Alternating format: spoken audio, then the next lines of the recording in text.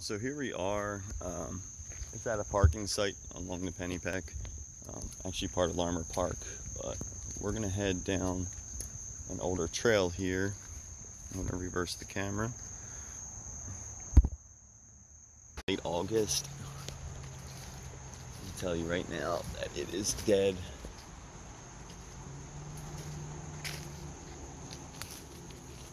Look at that. There's a ventilation shaft.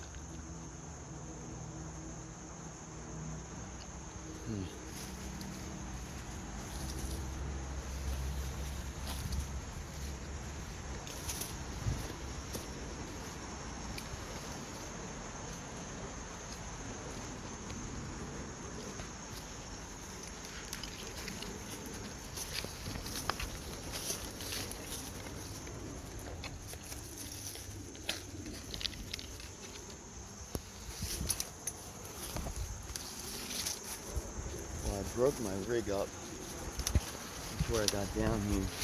I even broke it already.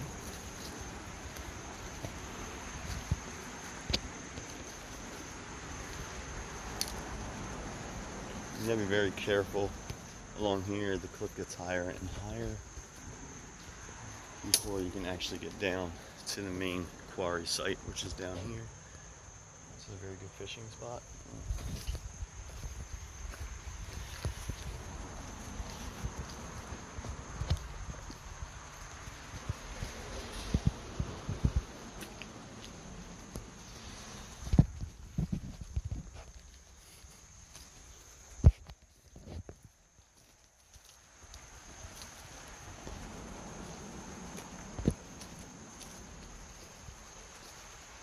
Here's our quarry site. And now we're down. There's a lot of trash down here too, but this is a factory, a crazy quarry site along the Pennypack.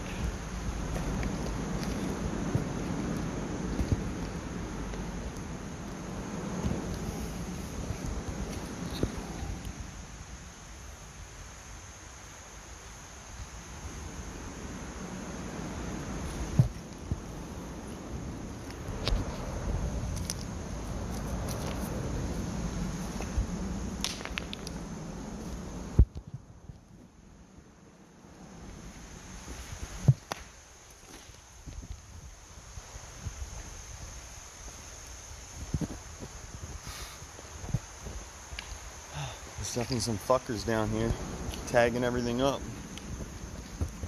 It's not really cool. This is one of my main sites of a lot of my finds along the Pennypack. Got a lot of graffiti activity going on down here, but I find tons of finds back through this whole mess. And you see this 40, 50 foot cliff face over there that comes down. It's part of a lot of petrified forest wood. But this is literally an old quarry site. And most of the artifacts look like they point to the Solutrean people.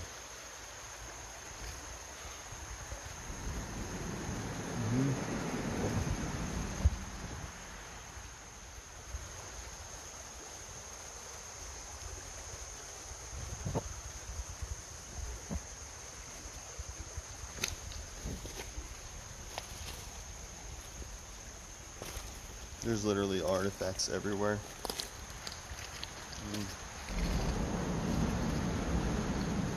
And if you're somebody like me, it drives you crazy because you see them every 2 seconds. And it's very distracting.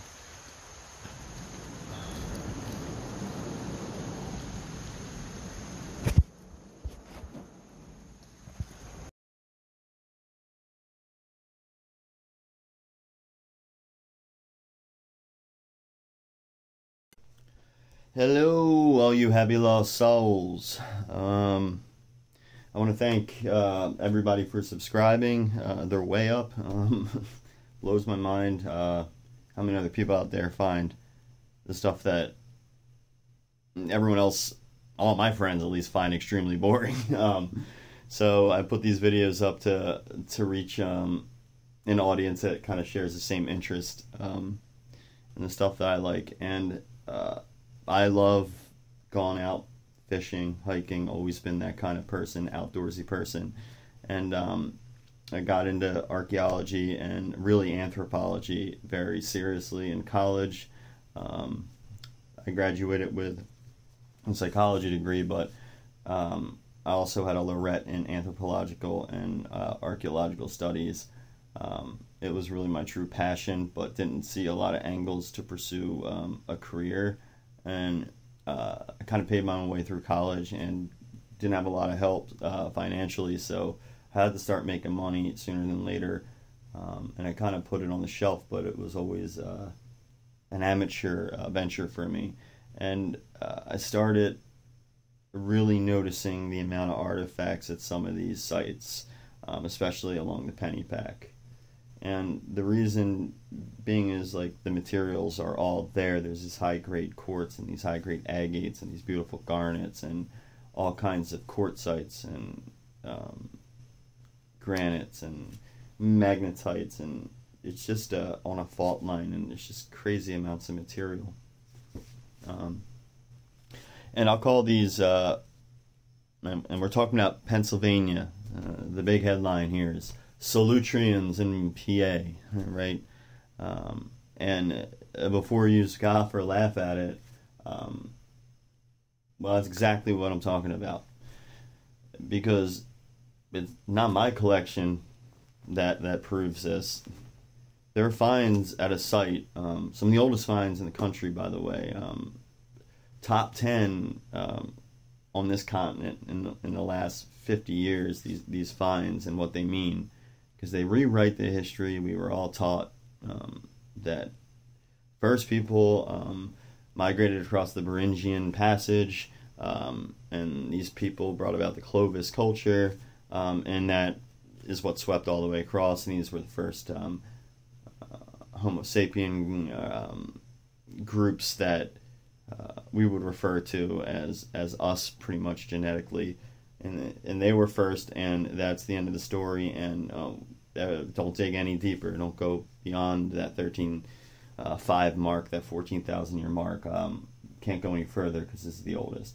Well, Meadowcroft, they were kind of cleaning out the bottom of this well-known Clovis, a rock shelter site that was inhabited at that time, for at least known anyway, for at least like 12 to 13,000 years ago.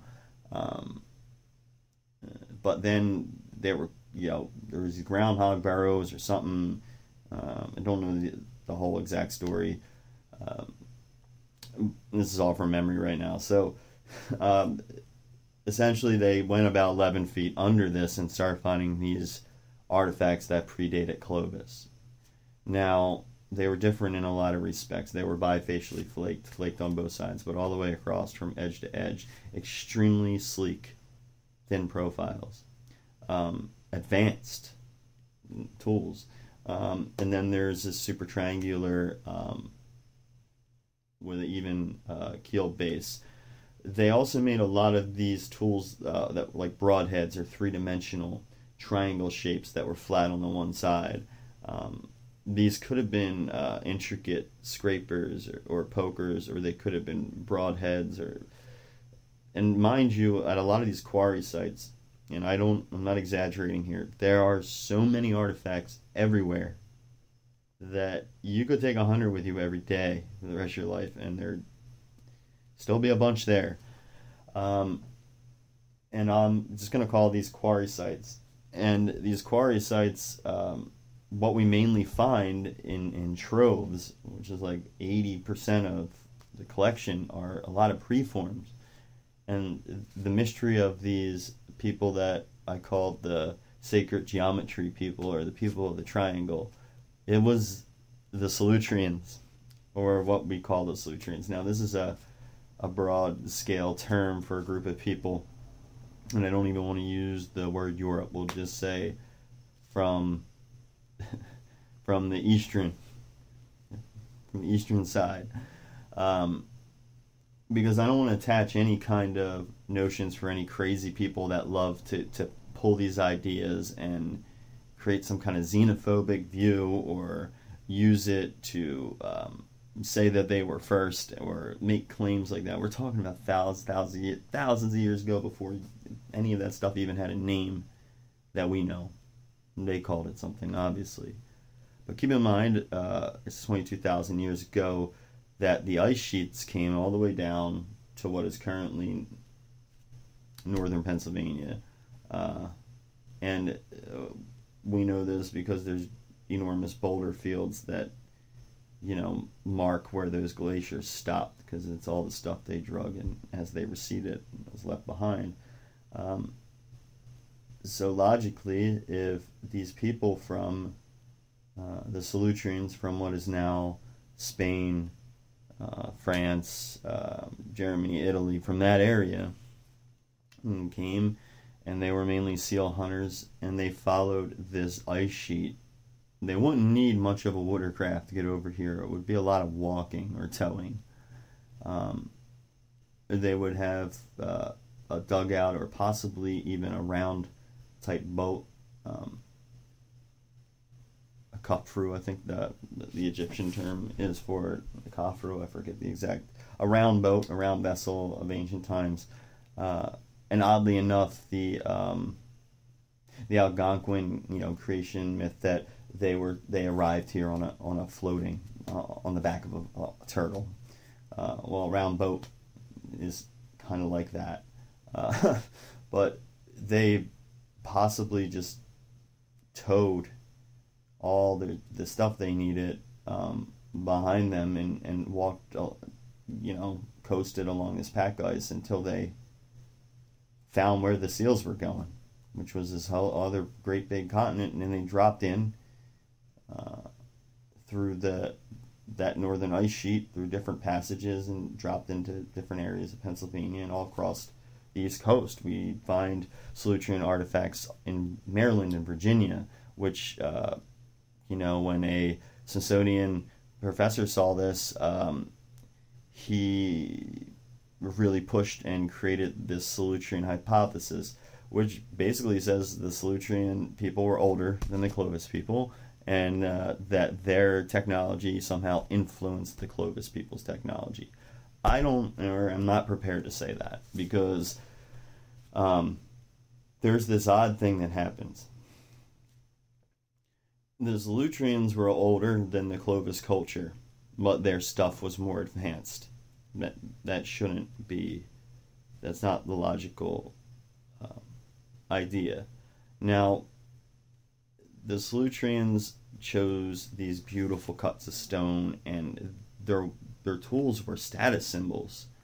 And the vastness of these quarries and the amount of preforms, like these factory stampings of different shapes for different things that weren't fully made yet, shows that there was an industry, an assembly line almost of ancient proportion. And if they had industry, then they had to have societal structure, they had to have economy, they had to have status symbols, and perhaps there were master stoneworkers that were given different, viewed with different powers, and maybe these different beautiful cuts of stone meant different things and endowed different energies. Who knows? We don't know any of that. That's all speculation. That's where it gets very dicey. What we can see, though, as you can see as the video plays out, the sheer amount of Solutrean tools. We're talking about some of these finds, these beautiful chisels and ancient saws, and these tools 17 to 22,000 years ago, BCE, you know, so, and then they mysteriously vanished across the whole, pretty much, world, both in what is now Europe and, as some would argue, as I believe, what is now Pennsylvania and the new world to them, North America. And I find there's stuff in every creek system. So at these crazy deposits and quarry sites that I call them, and there's all kinds of tools, hammers, picks. But what I think happened is, I don't know if they made contact what I find is I find Clovis stuff at a newer layer, but the Clovis tools look a lot like the Solutrean tools, but modified. They're fluted, but extremely triangular still. I have videos saying the Susquehanna people, the triangles, well, the proto-Susquehanna were, and when these Native American humans are great recyclers, they always have been. When these later groups moved in and found these quarry sites where all the good stone is, they found all tons of work already done for them. They just picked up the stuff and repurposed it, and used their shafting technologies, and that's really what was different. The fluting was the shaft going into the stone, whereas this bifacial non-fluting was using this diamond shape, and it's very intelligent. And they usually had, in the middle of this diamond shape, they had two stoppers, so it couldn't go past that shaft, so it couldn't split the rest of the arrow when it hit something. These tools were extremely light and deadly, these Solutrean tools, and they were hunting seal, different prey, but they were also hunting big fauna like mammoth and timber mammoth and giant boar and elk and red deer, and it was all here along, the stuff, like we said, is found off the coast. It's found off the coast because 22,000 years ago the sea level was much lower, which would have also helped them migrate all the way over here. I think at one point they had to be both around, but I think this Clovis culture, and the reason we find it dating back to 14,000 years ago, it stops, and then we don't find this other stuff till like 17,000 years ago, is because I think that time periods and everything got fucked up and wiped out by some cataclysm like a comet that melted everything that impacted Earth, and it sort of took a couple thousand years for everything to get back to the point where it was inhabitable, and this Beringian Strait was passable again, and people started coming in, and this wave of Clovis came in and utilized the leftover remnants of a prior culture that was erased. So, yeah, this is an amazing thing, and I've known about the Solutrean connection and the hypothesis for a while. I just don't like putting titles on things. I mean, we can make up names all the time, but sometimes names create a narrow way of thinking. These different people from the eastern side came along with people from the west, and eventually they ran into one another and possibly influenced one another, but I don't really see that happening. I think one came after the other had passed, and they just found their tools and technology, and it inspired them in a lot of ways, and they reutilized the stuff that was left behind. At the same quarry sites, we find tomahawks, we find conflict, like people beat the crap out of each other and weapons were left behind type thing on these top layers. So, obviously thousands of years, different people inhabiting the same areas, but the people of the triangle, the original people that made the preforms, that probably were the first people to quarry the sites before the people looking for the metals in the same deposits, because where this stone and limestone and quartz is also where gold and silver are. And these beautiful craftsmen obviously found these semi-precious and these gemstones very sacred and of high status, to their belief system. Anyways, I love you all. Please subscribe if you like it. Give me a thumbs up if you hate it. You know that button too. But subscribe. Just be a happy lost soul. And I hope you find it interesting. Stay tuned for more. Peace out.